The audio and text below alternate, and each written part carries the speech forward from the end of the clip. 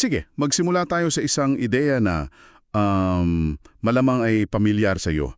Yung kailangan mo munang hintayin mawala yung takot bago ka makakakilos ng may papang. Ito yung dahilan kung bakit, alam mo yun, madalas nating ipinagpapaliban yung mahirap na usapan o iniiwasan ng isang malaking desisyon kasi hinihintay natin yung tamang pakiramdam, di ba? Yung kumpiyansa. Pero paano kung buong buhay nating mali pala ang pagkakaunawa natin dito? Paano kung yung mismong hinihintay nating mawala, yung takot, ay siya palang susi para mabuksan yung pinto ng tunay na katapangan? Pagsusuri ngayon, gagamitin natin yung lente ng mga materyales na pinadala mo na malalimang ugat sa teolohiya para himayin yung isang universal human experience, which is takot at katapangan. Kaya kahit hindi ka pamilyar sa lahat ng kwento, ang mission natin ay tingnan kung anong aral ang makukuha natin. At ang unang-unang hinahamon dito ay yung mismong definition natin ng tapang. May ipinakikilala kasing konsepto ng false courage, huwad na katapangan. Oo, at eto yung klase ng tapang na madalas nating nakikita at hinahangaan pa nga, no? Malakas, kapansin-pansin at madalas may kasamang yabang, yung bravado. Ito rin yung pagiging padalos-dalos, yung recklessness, yung tipong na sumusugod ng hindi nag-iisip. At minsan, ito yung ambisyon na binalutan ng magandang, parang espiritual na lengguwahe para magmukhang banal. Ah, parang pamilyar yan sa mga pelikula. Yung bayani na walang takot, yung sumisigaw bago sumabak sa laban. Pero sinasabi pala dito na itong klase ng tapang yung nakasandal sa sariling lakas at kumpiyansa. Marupok pala. Sobra, tama. At ang klasikong halimbawa na binigay dito ay si Pedro. Bago ang pagdakip kay Jesus, buong tapang niyang ideklara, kahit iwan ka pa ng lahat, hinding-hindi kita iiwan. Ibibigay ko ang buhay ko para sa'yo. Parang walang duda, puno ng kumpiyansa, pero alam natin kung anong nangyari. Oo. Sa harap ng tunay na panganib, di ba? Sa tanong lang ng isang aling-aling babae. 3 beses siyang nagkaila. Bumigay yung tapang niya kasi nakasentro yun sa sarili niyang kakayahan, sa sarili niyang lakas. Okay, kung false courage pala yung pagiging mayabang o padalos-dalos, ano ngayon ang itsura ng tunay na katapangan? Kasi parang salungat siya sa lahat ng bayani na nakikita natin. Hindi pala ito yung walang takot na sumusugod. Ibang-iba. Dahil ang tunay na katapangan ayon sa biblical na pananaw ay hindi isang emosyon. Hindi siya kumpiyansa. Isa siyang desisyon. Ang desisyon na sumunod habang nanginginig pa sa takot. Inilalarawan ito bilang obedient trust. Kaya ang tunay na kasalungat ng katapangan ay hindi takot. Ang kasalungat nito ay Pagsuway. disobedience. Sandali. Sandali lang. Parang nabaliktad ang lahat ng alam ko. So akala ko ang takot ang problema. Pero sinasabi pala sa mga materialis mo na baka ito pa ang solusyon. O at least isang clue. Eksakto. Imbes na ituring ang takot bilang isang depekto na kailamang ayusin o itago, inimumungkahi dito na ito ay isang diagnostic tool. Teka, diagnostic tool. Ang bigat nun. Paano yun gumagana sa praktikal na paraan? Bigyan mo ko ng example. Sige.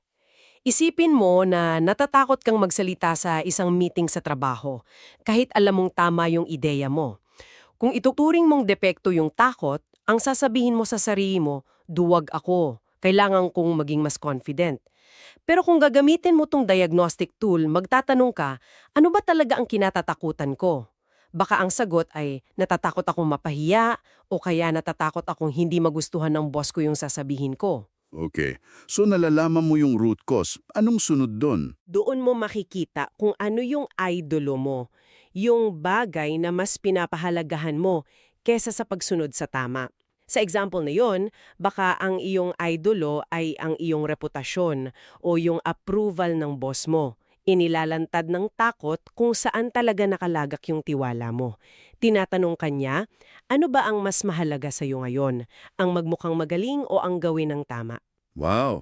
So ang takot pala ay parang X-ray. Pinapakita niya kung ano talaga yung nasa loob. At dito rin siguro papasok yung pagkakaiba ng salitang takot sa Biblia, no? Kasi hindi pala lahat ng takot ay masama. Napakagandang koneksyon. Kasi this raises an important question, di ba? Anong uri ng takot ang nararamdaman mo? Sa wikang Hebreyo, may dalawang pangunahing salita. Una ay pahad. Ito yung matinding pangamba, yung sindak na nagpaparalisa. Ito yung takot mo sa reputasyon mo, sa seguridad mo, sa opinyon ng iba. Okay, so yan yung bad fear kung tawagin natin. Ano yung isa? Yung isa ay yira. Ito ay madalas isalin bilang fear of the Lord, pero ang kahulugan niya ay mas malapit sa reverent awe. Yung malalim na paggalang at pagkamangha, ito yung takot na nararamdaman mo kapag naiintindihan mo kung gaano kadakila ang Diyos at kung gaano kakaliit. At ang nakakagulat, itong yira ang siyang gamot sa patsyad. Paano? Paanong nangyari yon? Dahil kapag ang yira mo, yung paggalang mo sa Diyos, ay mas malaki kesa sa patsyad mo, yung kakot mo sa tao o sa sitwasyon, nagkakaroon ka ng kalayaan para kumilos. So ang layunin ay hindi maging fearless, walang takot. Ang layunin ay matutong matakot ng tama, ang magkaroon ng tamang uri ng takot na siyang nagpapalayas sa lahat ng maling takot. Okay, gets ko. So, kung ang takot pala ay pwedeng maging guro at hindi depekto, may mga halimbawa ba tayo sa mga materyales mo ng mga taong dumaan sa ganyang parang klase?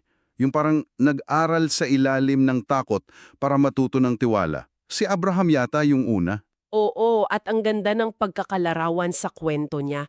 Hindi to kwento ng isang biglaang bayani.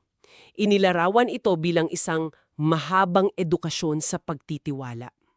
Sa simula ng kanyang paglalakbay, makikita mo na takot ang nagdidikta sa kanya.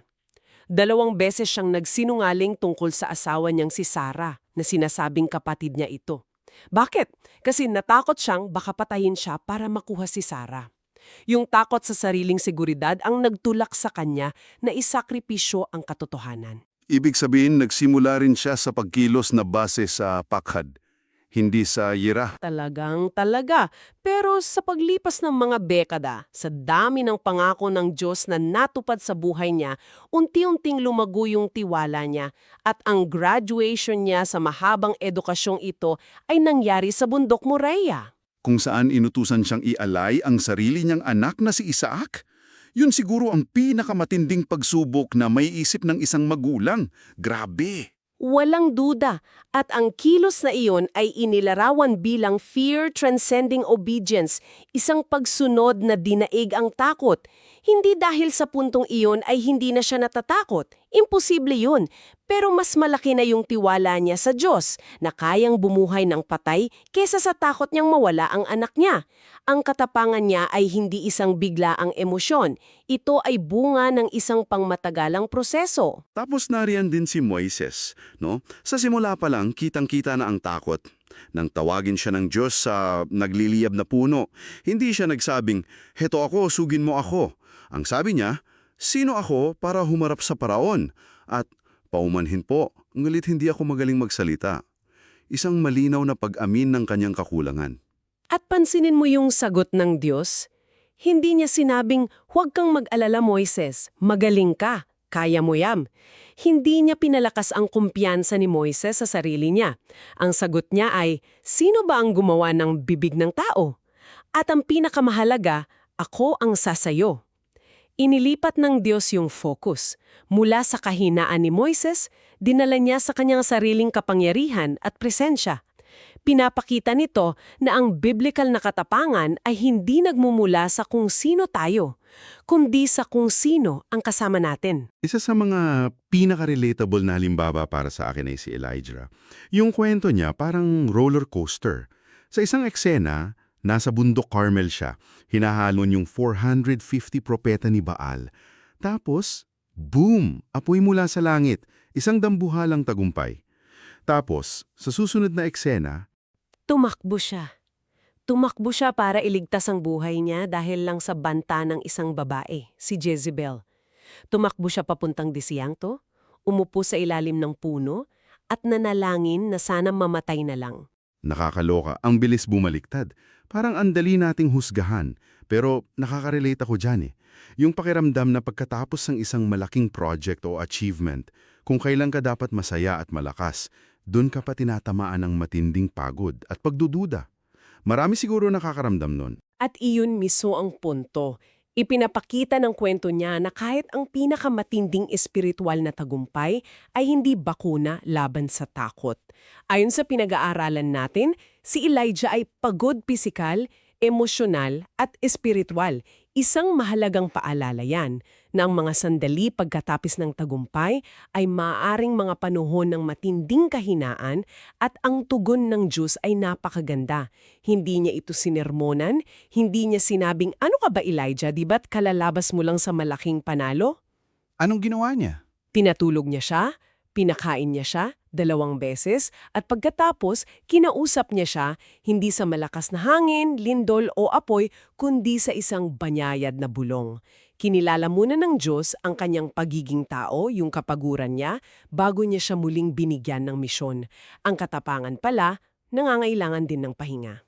Abraham, Moses, Elijah, lahat sila nagpapakita ng katapangan na hinubog sa kahinaan at takot. At lahat ng ito, tila ay naghahanda sa atin para sa pinakamahalagang halimbawa sa iyong mga source. Ang sandali kung saan ang konsepto ng katapangan ay ganap na nabago. Si Jesus sa halamanan ng Getsemani. Oo. Dito, lahat ng teorya ay nagiging totoo sa pinakamasakit na paraan. Dito natin nakikita si Jesus na nakararanas ng matinding paghihirap, ng kalooban, pagkabalisa, kalungkutan, hanggang sa punto ng kamatayan. Mga emosyon na madalas nating ituring na kahinaan o kawalan ng pananampalataya. Hindi niya itinago ang kanyang takot. Ibang-iba to sa mga naunang halimbawa. Kina Abraham at Moses, malinaw yung utos. Dito, parang nakikita natin yung isang matinding panloob na pakikibaka. Yung pag-amin ng takot at pag-ayaw bago pa man ang pagsunod. Yun mismo, idinalangin niya ito ng hayagan at tapat. Sabi niya, Ama ko, kung maaari, ilayo mo sa akin ang kopang ito. Ito ay isang tapat na pag-amin sa bigat ng pasanin. Hindi niya ito minamaliit. Hindi siya nagpapanggap na matatag. Ipinapakita niya na posible palang manalangin para sa ibang daan habang nananatiling tapat. Ngunit hindi ang kalooban ko, kundi ang kalooban mo ang masunod. At diyan, sa pangungusap na yan, diyan natin nakikita ang pinakasukdulan ng biblikal na katapangan. Ito ay takot na walang pagsuway. Hindi ito pagpapakitang gilas, hindi ito isang matigas na pagtanggap sa kapalaran, ito ay isang aktibong pagsuko na puno ng pagtitiwala sa gitna ng isang pasanin na hindi kayang dalhin ng sinumang tao. Ito ang patunay na ang takot mismo ay hindi kasalanan. Ang mahalaga ay kung ano ang ginagawa natin dito. Ito ba yung tinatawag na cruciformed courage, yung hugis krus, yung pagpapakumbaba muna? Ng pag-amin sa sakit bago pa man ito naging matagumpay sa muling pagkabuhay. Ito ay katapangan na yumuyuko bago ito tumayo, isang katapangan na hindi nagtatago ng luha, kundi dinadala ang mga ito sa panalangin. So, what does this all mean para sa iyo na nakikinig? Kung lalagumin natin, ang pinakamalaking aral mula sa mga materyales mo ay isang malaking pagbabago sa ating pananaw. Ang katapangan ay hindi isang emosyon na hinihintay. Ito ay isang desisyon na ginagawa. Ibig sabihin, ang pagsunod ay nauuna sa kumpiyansa. Obedience precedes confidence. Hindi mo kailangang hintaying maging confident bago ka gumawa ng tamang hakbang. Sa katunayan, madalas, ang kumpiyansa ay dumarating lang pagkatapos mong sumunod, habang takot na takot ka pa. So, hindi ito tungkol sa isang malaking, heroikong gawa. Bihira, mas madalas ito ay tungkol sa tinatawag na long obedience, isang mahabang pagsunod. Inaanyayahan tayong gumawa ng maliliit na hakbang ng pananampalataya araw-araw. Bawat maliit na desisyon na piliin ang pagsunod kesa sa takot, gaano man yan kaliit, ay nagiging isang ehersisyo. Sa paglipas ng panahon, ang katapangan ay hindi lang isang pangyayari, nagiging isang ugali ito. isang ritmo ng buhay. Isang huling kaisipan mula sa iyong mga materyales na iiwan namin sa iyo. Ang mga taong tunay na nagpabago sa kasaysayan, ayon sa pananaw na ito, ay bihirang yung mga hindi nakaramdam ng takot. Sila yung mga taong tulad ni Abraham, Moses at Elijah, ay sumunod habang takot pa rin. At sa huli, mas nagtiwala sila sa Diyos kesa sa sarili nilang pangangailangan para sa katiyakan or certainty. Bilang panghuli, may isang tanong na iniiwan ang mga tekstong ito na sinasabing humihingi ng pagninilay. Hayaan namin itong pag-isipan mo. Sa iyong buhay ngayon, anong desisyon ang mas hinuhubog ng takot kesa ng pagsunod?